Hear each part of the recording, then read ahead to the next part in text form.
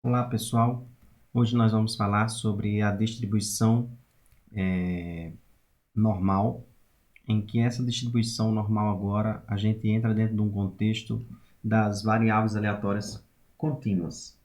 O que nós tínhamos anteriormente, se nós pegarmos aqui, é que no contexto das variáveis aleatórias discretas, o valor que essas variáveis assumia era um valor enumerável, né?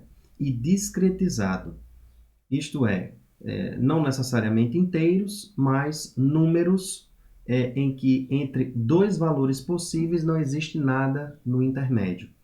Nesse caso, nós temos exemplos de dados de contagem, por exemplo, número de alguma coisa. Quando a variável ela se refere a números de alguma coisa, por exemplo, números de carteira, número de pessoas infectadas com o Covid no Brasil. Então, vamos supor, se nós tivéssemos entre 10 e 11 pessoas, não tem como haver nada nesse meio entre 10 e 11. E aí a gente diz que essa variável ela tem natureza discreta. Agora, então, nesse caso aí, o que vai acontecer é que quando nós calculamos a probabilidade de x assumir um determinado valorzinho, esse valor nós temos, é um determinado valor específico, né?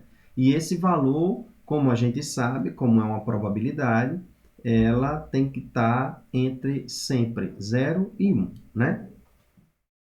Beleza. Então, feito essas considerações, nós vamos entrar num outro contexto agora, que é o das variáveis aleatórias contínuas. O caso das variáveis aleatórias contínuas, observe que nós temos uma limitação do instrumento de medida que mensura ou que coleta o valor dessas variáveis para cada elemento. Vamos supor, a altura das pessoas. A altura das pessoas, eu posso utilizar uma trena ou qualquer outro instrumento, mas nós vamos estar limitados. Por exemplo, nós poderíamos estar limitados até os centímetros, mas a altura não necessariamente se limitaria a esta unidade. Então, a natureza da variável significa que entre dois números podem haver entre eles infinitos valores. Isso significa, então, dizer que, a menos da limitação do instrumento de medida, muito dificilmente nós vamos ter uma chance, ou se houver, que, claro, pode existir, mas é muito pequena, da probabilidade de x assumir um determinado valor, porque a natureza é contínua. Então, por exemplo, qual é a chance de uma pessoa ter 1,70 m? Bem, é praticamente zero. Por quê? Porque dificilmente você tem uma altura 1,70 m. Você vai ter 1,70 m porque o instrumento de medida está limitado aos centímetros, mas se essa escala fosse cada vez mais precisa, você não iria ter 1,70 m, você iria ter 1,69 m, 8, 2, 3, 4, etc, etc. E isso não limitaria. Então, nesse caso, no caso das variáveis aleatórias, eu não tenho como achar um modelo probabilístico diretamente pelo cálculo dessa função de probabilidade.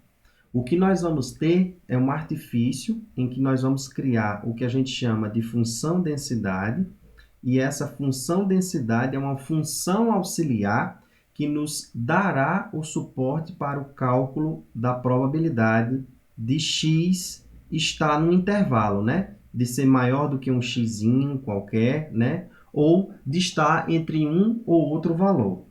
Nesse caso, então, a gente diz que a nossa função aqui ela é uma função contínua e ela é sempre positiva, ela é sempre maior do que zero, né? A imagem dela. Então, nesse caso, nós vamos observar que o cálculo da nossa probabilidade, aqui nós temos o caso da função densidade da normal, o cálculo da nossa probabilidade vai se basear no cálculo da área abaixo dessa função, né? Então, aqui nós temos uma variável aleatória, contínua, e aqui nós temos a sua respectiva função densidade. Então, aqui é o caso da normal. Então, nesse caso, se eu quisesse calcular a probabilidade de x aqui estar entre um determinado x1 e um determinado x2, o que nós iríamos fazer era calcular a integral de x1 a x2, né? Porque é o cálculo de área da f de x. Isso em dx. Então, o que nós vamos fazer é isso. Aí, o que acontece? Entrando especificamente para dentro, para a situação dessa distribuição específica aqui, que é o caso da distribuição normal, nós vamos enfatizar apenas ela, porque grande parte das variáveis aleatórias contínuas, ou melhor, dos fenômenos que existem na natureza, e dos modelos, das metodologias criadas, a base está essa distribuição. Parece uma coisa inimaginável, mas grande parte das variáveis de fenômenos biológicos, ela muito provavelmente pode ter sido modelada ou foi modelada em algum momento pela distribuição normal, vamos dizer assim, no caso das contínuas.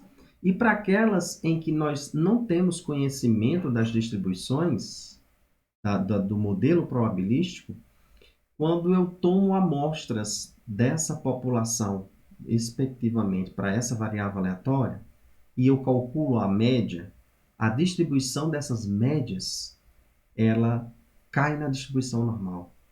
Isso é uma coisa muito interessante e que pode resolver muito dos nossos problemas. Então, sem mais delongas, nós vamos especificamente falar aqui da distribuição normal, da sua função densidade de probabilidade e expressar ela da seguinte forma, né? A função densidade de probabilidade da normal é dada por 1 sobre 2π sigma 2, que é uma raiz, tá? Deixa eu baixar aqui ela mais um pouquinho. Raiz, que multiplica o número de Euler menos meio, isso tudo elevado, tá? X menos mi dividido por sigma, isso tudo ao quadrado. Em que x é um número que pode ser assumido desde mais infinito até menos infinito. Nós temos dois parâmetros. Percebam então, todo modelo probabilístico ele tem parâmetros, características populacionais embutidas ou no seu modelo probabilístico, né? Ou, no caso aqui, da sua função de probabilidade, no caso da distribuição da variável discreta, ou no caso das funções de densidade, para o caso das variáveis aleatórias contínuas. Em que, no caso da função densidade de probabilidade da normal, nós temos os seguintes parâmetros. Nós temos os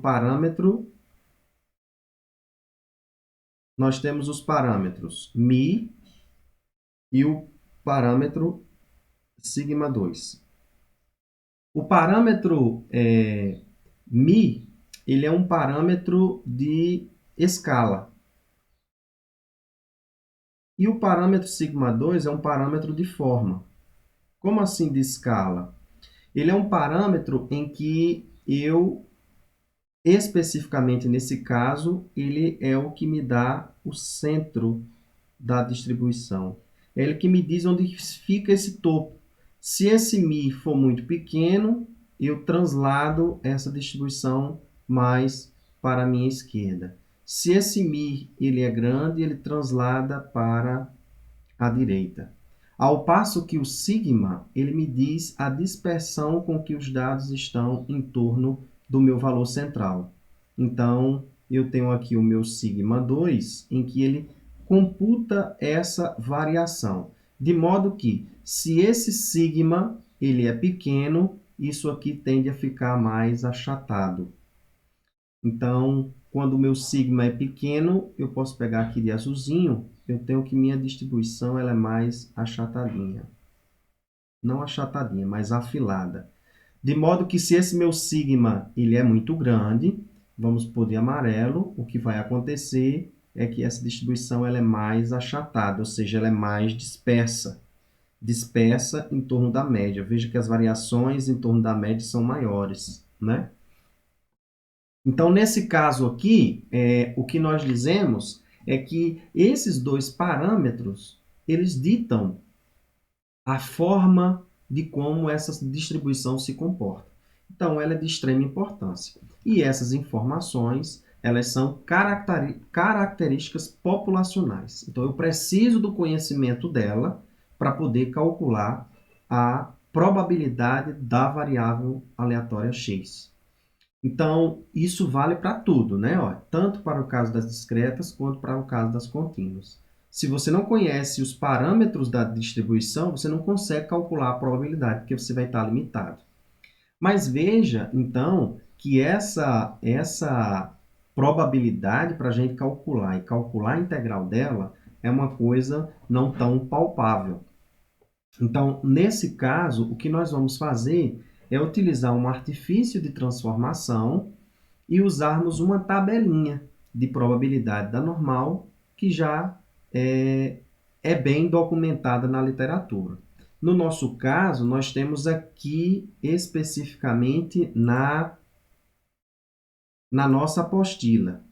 Aqui na nossa apostila, nós temos, na apostila que eu falo, essa daqui de estatística e probabilidade, essa daqui, ó, e não essa, na realidade é a segunda do livro, né? Estatística e probabilidade, e não estatística e probabilidade para ciências, para as engenharias e ciências, essa segunda.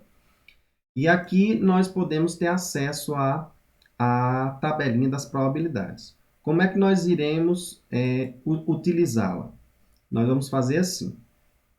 Então, antes de tudo, o que nós vamos fazer é o seguinte. Eu tenho a minha variável aleatória x, em que em notação nós vamos dizer que ela tem distribuição normal com parâmetros μ e sigma 2. Tá?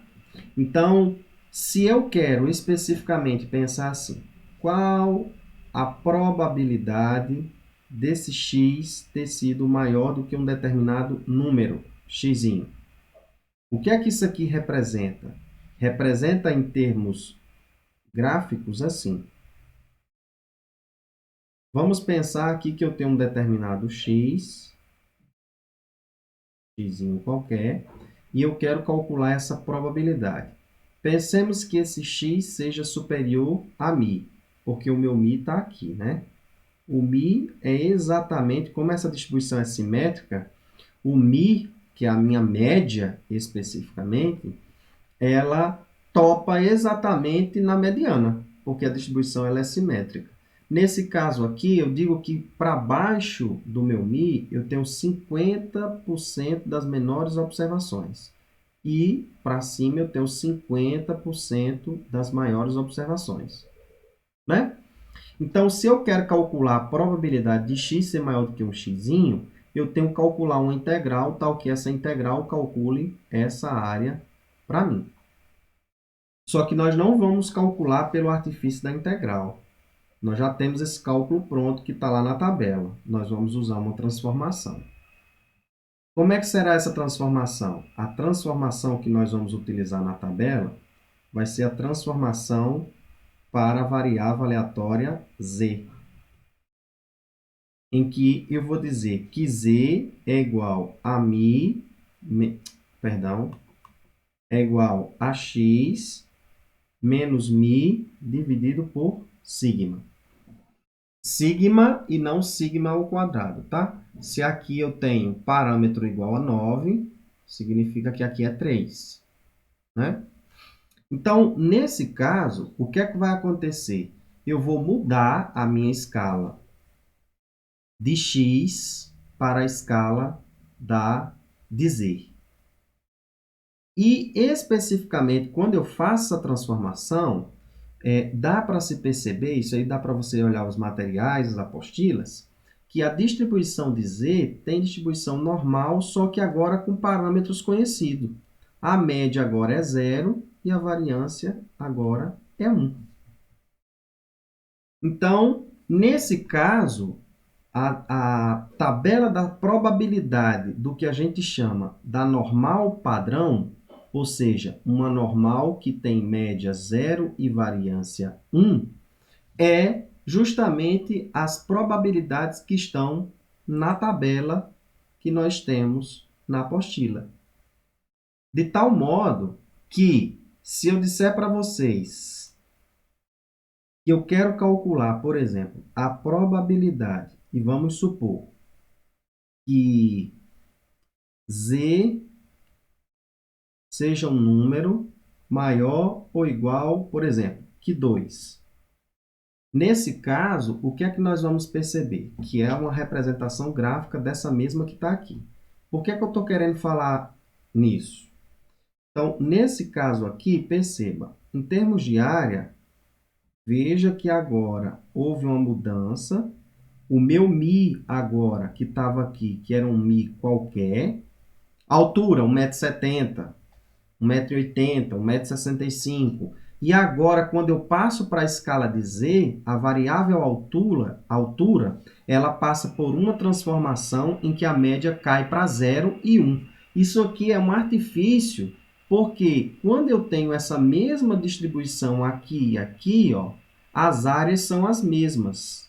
O que só vai mudar daqui para cá são os valores, porque aqui agora está centrado em 0 e aqui num determinado Z qualquer. Vamos supor que esse x aqui na transformação me levou para um Z igual a 2.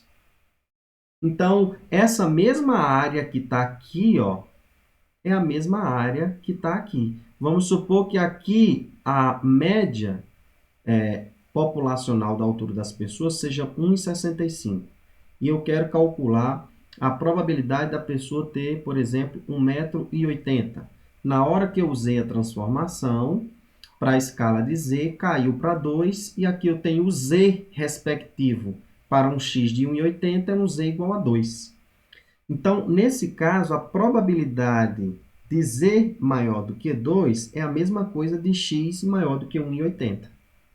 Qual é a diferença? Porque aqui eu tenho que usar a integral, aqui eu tenho que usar a tabela. Então, eu vou preferir usar a tabela, que fica mais fácil calcular. Quando eu vou usar a tabela, o que nós temos que observar é que sempre o que está lá dentro como probabilidade está sendo sempre as áreas que correspondem sempre do valor Mi a o ponto correspondente. Então, nesse caso, eu não estou calculando especificamente a minha probabilidade desejada. Eu estou calculando lá na tabela a probabilidade de x a o determinado ponto, que no caso é essa área aqui, ó. Então, nesse caso, vamos lá. Indo na tabela, percebam comigo, se nós aumentarmos aqui, eu tenho que para um Z, aqui eu vou ter as duas primeiras casas, né? Quer dizer, eu tenho o primeiro valor, 1, e duas casas após a vírgula. As duas casas após a vírgula vai ser a junção desse com esse daqui de cima, né? Então, nesse caso aqui, eu posso mostrar uma coisa aqui para vocês, que é assim. Então, eu posso pegar aqui, no meu caso, como é 2.0, veja, eu tenho 2,0, 0 aqui em cima. 0 aqui em cima. Então, 2,00 é esse valor aqui. 0,47725. Que área é essa? É justamente essa área aqui, ó. 0,40. Vamos lá? Como é? 0,47725. Então, 0,47725. Essa é minha área que eu tenho aqui. Mas E essa não é a minha área desejada. A minha área desejada é a área que está acima de z igual a 2. Mas eu sei, por essa informação aqui de cima, que a metade do meu gráfico ela corresponde a 50% de área. E abaixo também 50%. Então, logicamente, eu preciso fazer apenas uma operação aritmética, que é eu pegar o meu 0,5 ou 0,50, e aqui sempre nós vamos usar com 5 casas decimais após a vírgula, por questão de precisão, menos 0,47725. Então, essa diferença vai me dar justamente essa área desejada de preto, que é a área correspondente. Então, será sempre assim os nossos cálculos. Você tem que sempre se nortear nesse sentido sobre os cálculos da probabilidade da normal. Nós temos muitos exercícios prontos em alguns materiais aqui que estão disponíveis para nós. Então, aqui, por exemplo, na nossa página institucional, nós temos aqui um material sobre probabilidades que é muito interessante. Então, tem lista de exercícios resolvidos lá. Procurem esses cenários, vejam as questões dos exercícios resolvidos. O que tiver de problema para vocês discutirem, mande via chat para que isso lhe dê uma praticidade e controle na hora de você fazer o seu questionário no portal didático, né? Da lista de questões que nós vamos passar. Então, esse é um dos pontos. E aí, o que é que vai acontecer? A distribuição normal, ela tem uma coisa interessante também, né? Nós podemos trabalhar ela especificamente da seguinte forma. Tem um outro cenário, que é assim. Esse outro cenário que a gente trabalha fazendo as aproximações. Então, por exemplo, tem muitos cálculos, no caso da distribuição binomial, em que o cálculo ele não é tão fácil de resolver isso na mão. Então, a gente precisaria de computadores para resolver esse processo. Por exemplo, no caso da binomial, nós temos dois parâmetros específicos. Nós temos o n e nós temos o p, que é a probabilidade do meu sucesso. Então, se esse meu n ele é grande, independente do meu p aqui específico, quando eu dito um valor de x especificamente, por exemplo, 10, e penso em calcular a probabilidade de... E no meu interesse, se eu especificamente estiver interessado em calcular a probabilidade,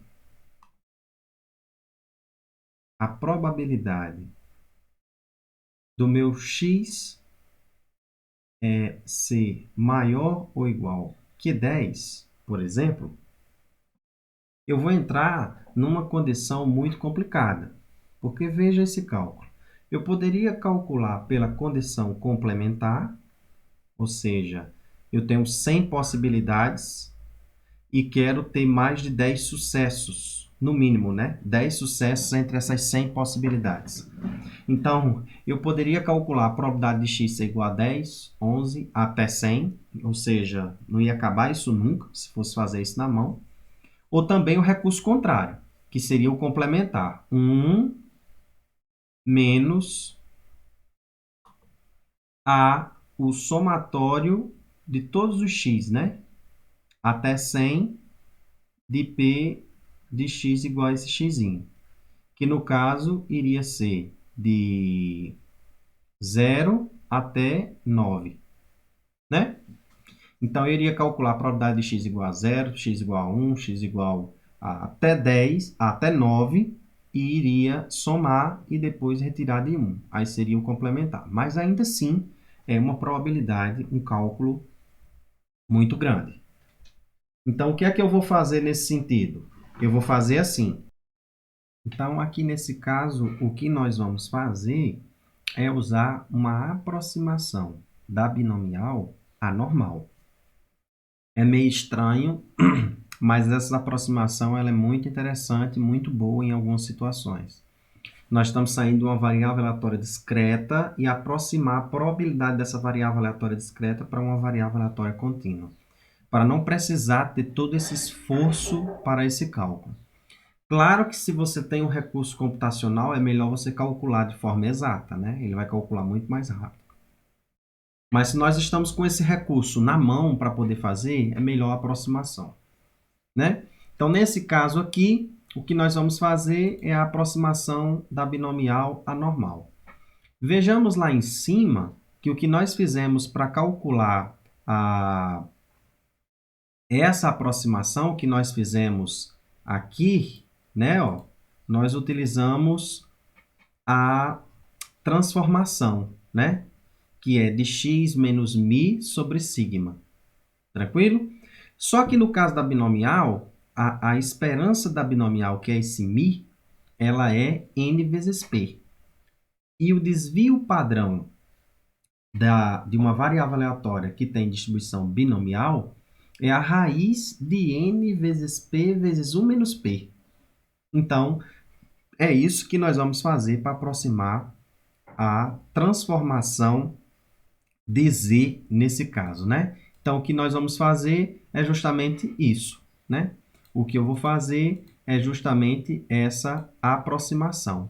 Então, eu vou pegar aqui o meu mi, que vai ser n vezes p, e o meu sigma, que vai ser raiz de n vezes p vezes 1 menos p. Isso nós vamos dizer que aproxima a uma distribuição normal padrão 0,1. Só que o que acontece? Eu estou com um probleminha que esse x ele não é contínuo, ele é discreto. Aí o que é que a gente faz? A gente faz uma correção de continuidade para melhorar isso. Como é essa correção? Eu pego e adiciono ou subtraio da variável aleatória x meio. Ou eu puxo ele para cá, para a esquerda, ou eu puxo ele para a direita. Como assim? Para poder aproximar e torná-lo, vamos dizer assim, né, entre aspas, como uma variável aleatória contínua para o cálculo, né, para melhorar a aproximação do cálculo. Na realidade, não é que ela se tornaria uma variável aleatória contínua, mas para melhorar a aproximação da probabilidade. Então, nesse caso, o que é que a gente faz para você perceber, né? Se eu quisesse calcular, então, aqui a probabilidade de x ser maior ou igual que 10, se eu levo exatamente para x igual a 10, a gente vai ver que, em termos de variável aleatória contínua, a probabilidade de x assumir exatamente um número ela é zero. Porque, como a escala é contínua, existem infinitas possibilidades e dificilmente essa variável aleatória vai ser exatamente esse valor, né? Então, o que é que a gente faz, então? Para que eu consiga contemplar, uma vez que tem a condição de igualdade, então 10 é um número possível, no caso da discreta, aí o que é que eu faço? Eu pego e faço meio. Isso significa dizer que, em termos de área, nós vamos ter isso aqui, ó. Em termos de área, nós vamos ter isso, ó. Eu tinha a distribuição normal, que ela está aproximada agora. E aqui nesse caso, vamos supor, se aqui eu tivesse 10 na contínua, a probabilidade exatamente igual a 10, isso é zero. Aí o que é que eu faço? Eu faço um pouquinho para calcular a probabilidade de 9,5 e eu calculo a área acima de 9,5. E aí eu contemplo o 10, que é o desejado. Aqui nesse caso, desse cálculo aqui, ó, né?